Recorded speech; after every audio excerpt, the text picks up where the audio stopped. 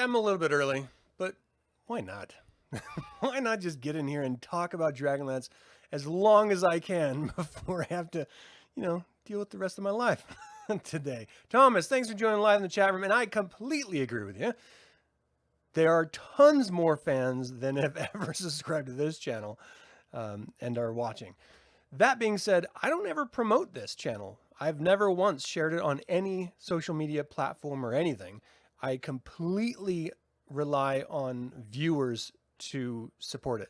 And it's because I don't have social media at all. YouTube is the only social media I will ever have because I cannot stand social media. I think it brings out the worst in people, and it is just a toxic to our culture as humans. Van, how you doing? Thanks for joining live. All right, so welcome to another DragonLance Saga episode. It is Bakukal Fiercewelt the 23rd. My name is Adam, and today I'm going to give you my spoiler review of the Annotated Legends, Time of the Twins. I will be spoiling this story, so if you don't want to know it, stop watching now. I'd like to take a moment and thank my collaborator patrons, the Heroes of the Lance, and invite you to consider becoming a patron or member of this channel by visiting the links in the description below. You can even pick up Dragonlance gaming materials using my affiliate link. This is my perspective only. If you have any thoughts or disagree with mine, I invite you to share them in the YouTube chat. Smitty, thanks for joining. How you doing? Freddie, what is happening? Good to see you. Okay.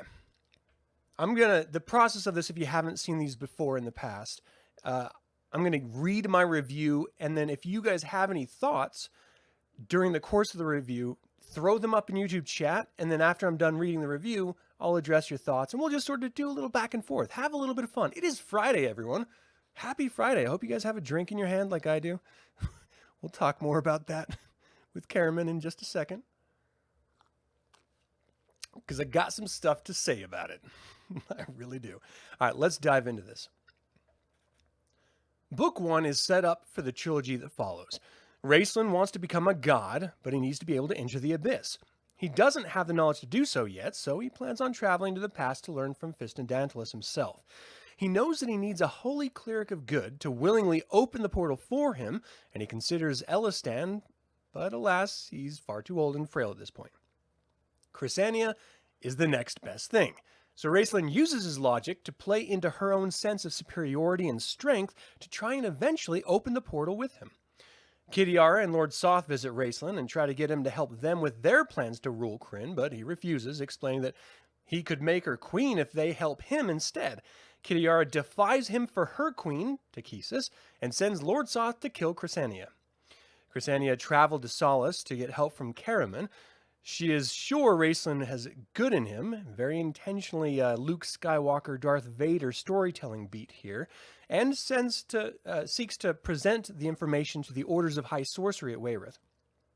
She sent Tasselhoff to collect Bapu from Zack Saroth, and Tanis guided her to Solace. Caramon is a shadow of who he was. He's an alcoholic, overweight, and worthless. Tika is embarrassed and ashamed of what he's become. He is addicted to being needed, and when he's no longer needed, his addiction takes over in the form of overeating and drinking copious amounts of dwarven spirits. Riverwind arrives in Solace just before Tanis and Krysania and tells Tanis that he can't help him take Krysania to the Tower of High Sorcery. Tanis discovers the reality of Caramon and is sadly unable to help him either, because he has other obligations. Krysania leaves without anyone in the morning, and Taz arrives late with Bapu in tow. Tika gives Caramon an ultimatum. Help Krysania or don't come home. Now, my father was an alcoholic, and it's something that I struggle with. My earliest memories of him was my father assaulting my mother. I have a very complicated relationship with alcohol now, and I do everything I can not to repeat the mistakes of my father, practicing indulgence rather than compulsion. So I connect with Tika in a really strange way in this, as if she were my mother and I was her child, reliving my own real-life past. Addiction is much more powerful than one can imagine, and it tackling it with any degree of authority here in this book is nothing but folly. there is enough groundwork laid that you can accept what's being presented, but if this were reality, Caramon would have beaten, if not killed, Tika. He is a monster when we meet him. Now, Caramon is lost in his addiction and has to be pulled out of every inn that him and Tass come across in their search for Crysania. They arrive at an inn filled with rangers who point Taz and Caramon to Crysania's in her direction, but then the inn vanishes. Now, I genuinely have no idea what this is supposed to represent. Is this a manifestation of a god assisting them? Is this Parsalian pointing them in the right direction? Or is this Raistlin acting as a puppet master behind the scenes? Either way, they finally discover her, and then Lord Soth shows up and kills her with a word. Now, in the last second, Paladine saves her soul, but her body is in a vegetative state. Dalamar, Raistlin's apprentice, tells him about Crysania and Kidiara's treachery, and Raistlin calls on the Tower and the Forest of Wayreth to reach out and find Tasselhoff and Caramon. He tells Dalamar that he's traveling back in time and to report it to his true masters, the Orders of High Sorcery, who sent him to spy on Raistlin. He then burns his fingers into Dalamar's flesh, marking him forever, as I'm assuming a punishment, and a reminder of Raistlin's true power. Dalamar does as requested and arrives as Caramon and Tass present the body of Crysania to Parsalian for help. Parsalian decides to send them back in time. Crysania may be able to be healed by the powerful clerics of old, and Caramon is intent on murdering Fistandantilus to save his brother from his own twisted designs. I was distraught when Bapu scolded Parsalian for calling her a creature, and shared how Raistlin was good because he called her Little One, and how her feelings were hurt by being bullied. I actually got really emotional in this. I have always taken pride in helping those who were being bullied since a child. I found myself in high school acting out as a bully, and it filled me with shame and the awareness, and I've gone out of my way to correct that dysfunction in myself, and that played heavily in my relating to her story. This first book closes with Caramon and Crysania being sent back in time, and Tasselhoff, polymorphed into a mouse, sneaking into the portal to Parsalian's total and utter dismay. Now, the annotations in this first book, I'm going to get to my overarching theme here of the annotations in a second. Some of the ones that popped out to me throughout the reading was Tracy Hickman being inspired by his mission to Indonesia and the Indonesian banyan trees, and those actually were the inspiration for Solace and the Valenwoods. Neraka in Indonesian means hell, and Tracy was actually approached by a young woman at a convention and said that her mother named her Neraka, and then Tracy relayed to her that it meant hell, and he told her that with apologies. Now, Tracy stated that early Dragonlance designs were based on Middle-earth. The size of Ansalon actually matches the size of Middle-earth, which then matched the size of Europe in World War I. Darkenwood itself was inspired by Mirkwood. This is a realization of mine that I always assumed it was an homage to some story beats and stuff, but I didn't know it was modeled so specifically to Middle-earth. It actually kind of bugs me, if I'm being honest. I thought this was more original than it's turning out to be. Now, Tracy noted that he originally called Dragonlance Sanction as the city surrounded by 3 volcanoes, the Lords of Doom. That was his earliest design of the Dragonlance setting. He also noted in the annotations that the gods, Paladine specifically, are lesser gods. The high god is all-powerful. This, again, is a reflection of his very specific faith. Tracy also mentioned that the tragedy done to the world by religion in reference to zealotry and tyranny, in relation to his studies and her prayer, it's interesting to hear a religious man admit to the inherent flaws of religion. It actually made me much more interested in hearing his opinions later on. They also said in an annotation that time travel is meant only for study, not to actually change history. A mage once tried famously to prevent the cataclysm, but no one reveals his name, and Margaret Weis in an annotation notes that she will never tell who that was. I didn't even think about this the first time I read it when I was a kid, and now that I'm rereading it, all I want to know about is that mage's story. All right, this picks up with book 2. Book 2 deals with the time in Istar right up until and into the Cataclysm. Crysania and Caramon are reclothed by Fistandantilus to look as though Caramon assaulted Crysania. Taz is confused by all of it, but then the city guard and priests show up after having been tipped off by Fistandantilus, and they arrest Caramon and Taz and take Crysania to the temple for healing. Caramon and Taz are sold as slaves to the fighting arena per Fistandantilus' wishes, and Crysania is revealed to be without her soul, which is restored by the king priest. Even after Caramon is proven innocent of the non-crime that occurred, we're shown the true corruption of Istar, as he is still sold into slavery. This second half is steeped in religious parallels. According to Tracy Hickman, Lucifer's fall from the grace of God is echoed in not only the king priest, but in Raistlin and ultimately in Crysania too.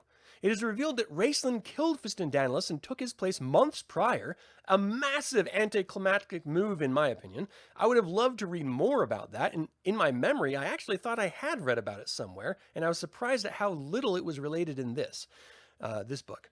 Raistlin needed to get Caramon in shape so that he could protect Crysania, he claims, which is why he sold him into slavery. This ultimately turned Caramon against Raistlin as he watched his twin twin's desire doom his friends and Crysania. For most of this chapter, Caramon came to the same understanding that we're all being force-fed in this book, that change cannot come from without, but only from within. Caramon couldn't change his twin. Only Raistlin could, and it would ultimately be his choice if he was ever to be redeemed at all. Until he realized that Raistlin would never be redeemed, that is, undoing all of the growth that he just made. Tasselhoff is used by Raistlin to break the time travel device under the guise of stopping the cataclysm. We see Laurelon, a cleric of Paladine, come and remove all the true clerics, even offering safety to Crysania multiple times that she rejected. Raistlin has found himself unprepared for his attraction and devotion to Crysania, his only apparent flaw in this novel, and she is attracted to him equally. She obsesses that it is her purpose in life to turn Raistlin from evil, and then when the cataclysm is in full swing, she believes she can command the gods by following Raistlin into the abyss. This whole book is an exercise in being blind to reality by every single character except Raistlin, who has evolved far beyond a mere Dungeons & Dragons character into a virtual demigod who is pulling everyone's strings at all times. It actually makes me like Raistlin less, as I was initially attracted to his character for his flaws, but now that he doesn't have any, it's only morbid curiosity that keeps me attentive. The King Priest is a terrified puppet who lets his power-hungry clerics run the government and church in his stead. Quarath is content in this role as he's the power behind the throne. His ultimate death by a falling marble column squishing him into a pile of blood and gore is a truly joyous moment for me. Seeing the King Priest in his final destruction, still believing he's commanding the gods in his fervent delusions, is remnant of every religious zealot I have ever met, including some of my own family, whom when pushed, claimed that if God told them to kill their own children, that they would. I'm happy to report that he never did. I am torn by the heavy-handed force-feeding Tracy Hickman gives us with the biblical connections and annotations. The Abrahamic understanding of good and evil are Bronze Age ideals that, in my opinion, have no place in the 20th and 21st centuries. I can appreciate the connections that he is making to relatable Joseph Campbell mythological tropes, but it stops being an original tale when you're constantly reminding me of those connections through the annotations. And the annotations mainly consist of quotes from other Dragonlance books. He tries to deal with the complex emotions of a twin learning to accept the other, then ruins it by forcing one to try and murder the other, undoing all of the growth that was made.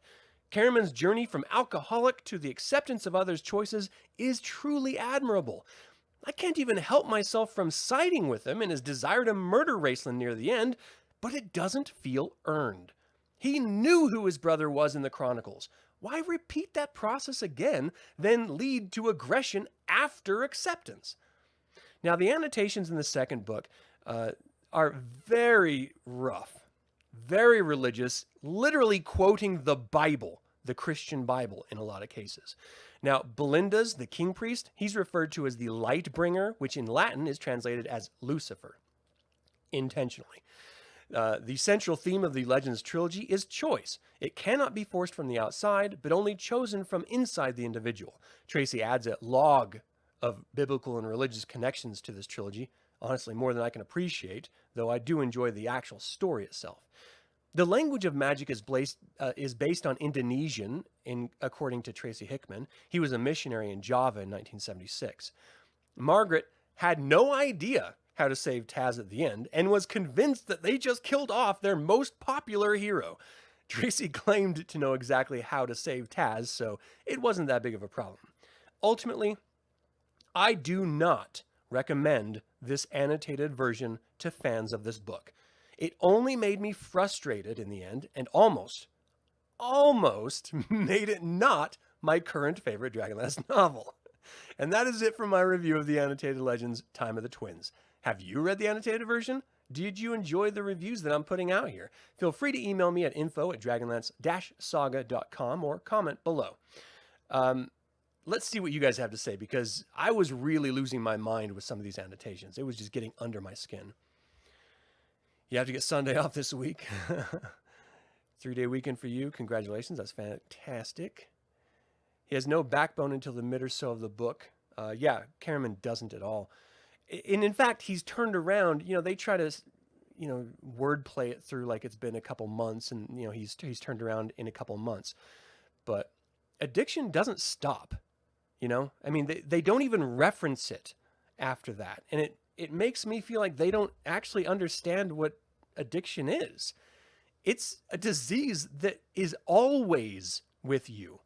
Always. And it, suggests that Caramon, reaches out to Tass and asks him to get him some dwarven spirits, which Tasselhoff does, enabling him. And then he says he doesn't like it, and it makes him, feel bad and stuff. But let's be honest here. If he was actually an alcoholic, that wouldn't matter, because they're not doing it whether it makes them feel good or not. They're doing it to lose their sense of being. They don't want to, they can't help themselves. It is not a conscious choice in addicts. I just didn't think they did it any justice, and it kind of frustrates me that they're just like, well, 2 months later, all is well. Like, no, that's not how it works. This is a lifelong issue for a lot of people. And Caramon would have completely destroyed Tika if he was actually an alcoholic. Now, I don't want him to, because I love Tika as a character, and I actually really love Caramon as a character too. But they didn't have to go down that route. But once they did, then they don't do it justice. It just seems hollow. I don't know. It was frustrating for me. Don't let Kenders through the portals. That was so funny. Parcelian's reaction. Oh, Tasselhoff. Let's see here. Light is drawn to dark, and dark is drawn to the light. All right, anything else?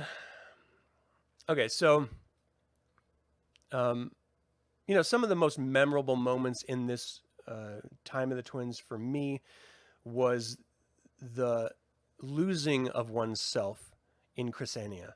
She firsthand, at first all, she's just trying to do good by her god. She's doing the best that she can.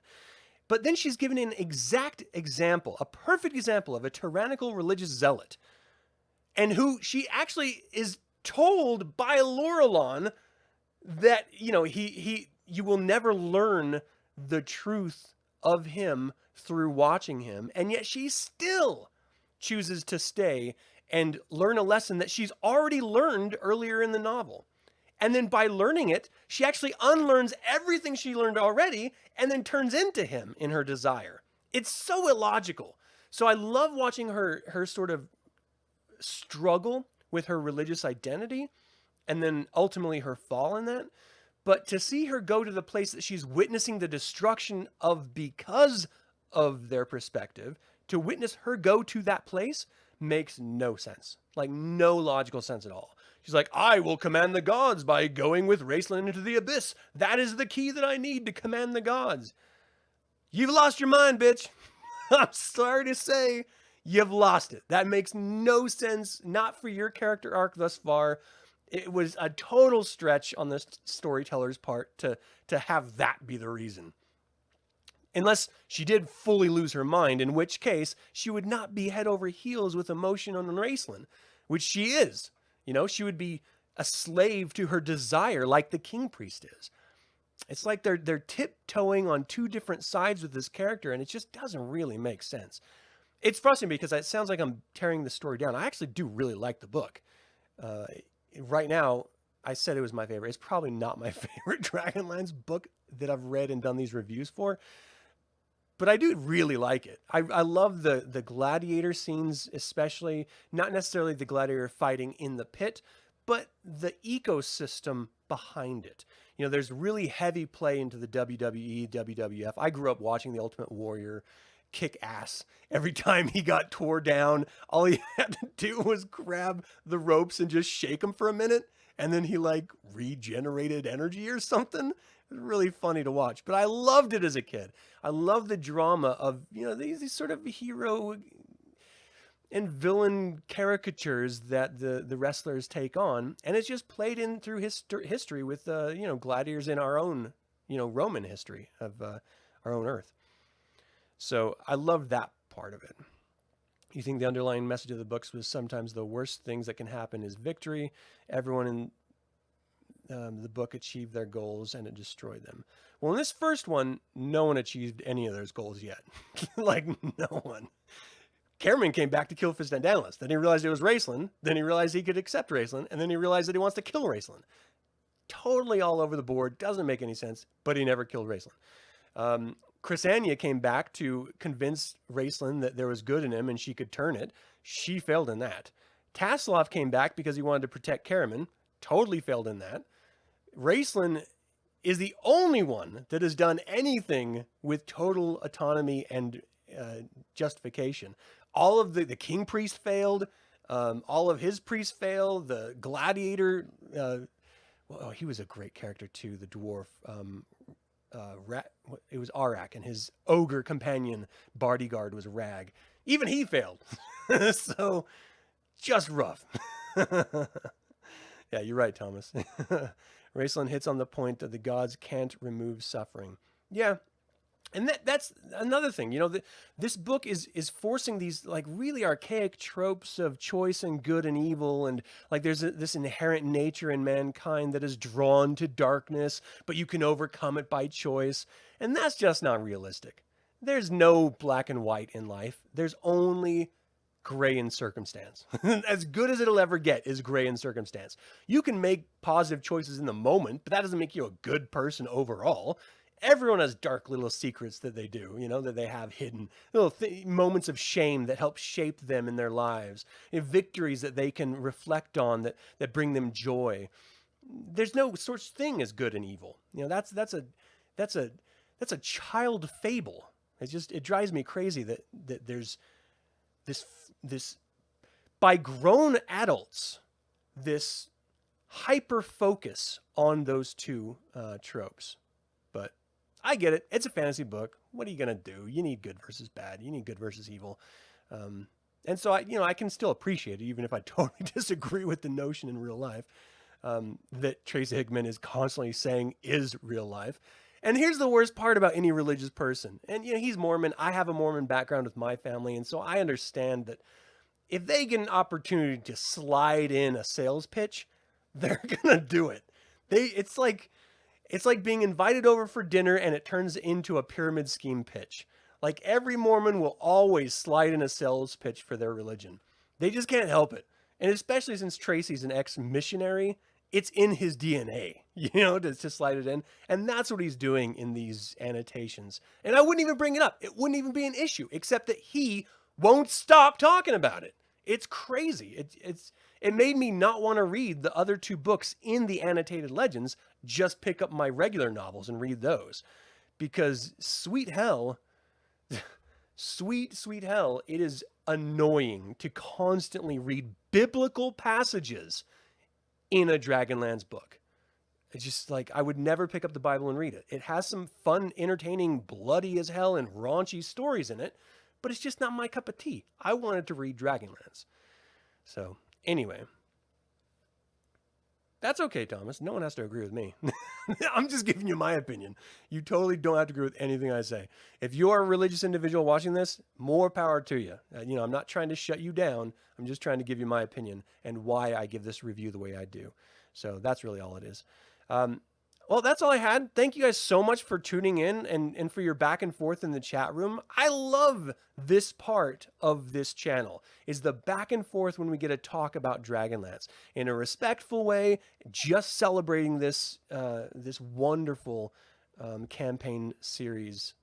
I just think it's freaking great. I think it's great. All right. So that being said, I'd like to once again invite you to consider becoming a patron or member of this channel. And you can always pick up Dragonlance Gaming Materials using my affiliate link. Now, there's actually a sale going on right now over at DM's Guild. If you use my affiliate link, it goes to Drive-Thru RPG, which is the exact same storefront as GM Guild. You'll still get the same discount of what they're doing right now, but you'll give me a little bit of taste. You'll wet my beak a little bit, as it were. And that just helps me continue doing this channel. Helps me pick up resources I need for imagery and for knowledge and stuff, but it also helps pay the bills, hosting and stuff like that. So anyway, I really do appreciate it. Even if you don't help me out at all, your time and attention is enough. I really appreciate you. Thank you guys so much for watching. This has been Adam with Dragonlance Saga. And until next time, Slanjavar. I actually had a whole bunch of images I was going to be flipping through, but I didn't even go through. How frustrating.